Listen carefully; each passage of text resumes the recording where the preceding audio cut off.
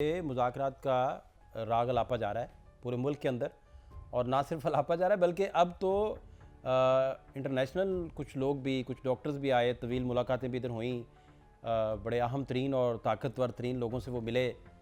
کیا ٹیک ہے آپ کا؟ کیونکہ آپ تو ہمیشہ بڑی بیلنس بات کرتے ہیں تحریک انصاف کے اندر بھی۔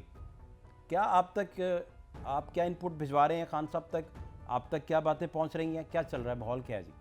دیکھیں، ابھی جو سب سے اہم جو خبر یا ڈیولپمنٹ ہوئی ہے، خبر کی حد تک ہی ہے ابھی، کیونکہ کل ملاقات ہوئی تھی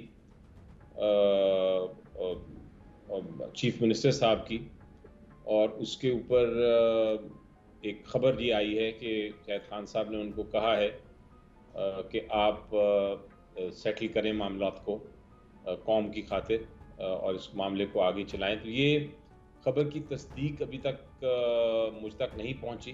میں مل رہا ہوں خان صاحب کو اگلے ہفتے، جس دن آئی تھنک ایجنڈے پہ میرے جو پرائرٹی ہے وہ اسی بات کو، اسی خبر کو، اس کی تصدیق بھی کرنے کے لیے اور اس کی ڈیٹیلز بھی سننے کے لیے میں جاؤں گا، اور پھر میرے پاس ایک زیادہ مثبت ایک جواب ہوگا آپ کے لیے۔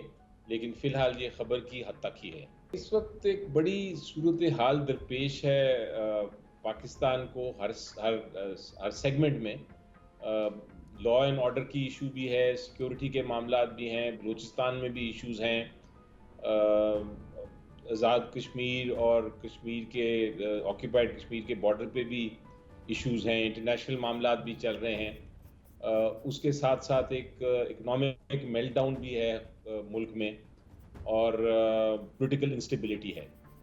یہ سارے معاملات کو دیکھتے ہوئے شاید ایک ہوپ ہمیں یہی ہے، پورے ملک کی ایک ضرورت ہے، اور میرے خیال ضرورت کو اب سب سمجھنا چاہیے ہر ایک کو، جو بھی اسٹیک ہولڈرز ہیں، کہ بڑا ضروری ہے کہ ہم پاکستان کو پہلے رکھیں اور پھر آگے چلائیں اس معاملات کو۔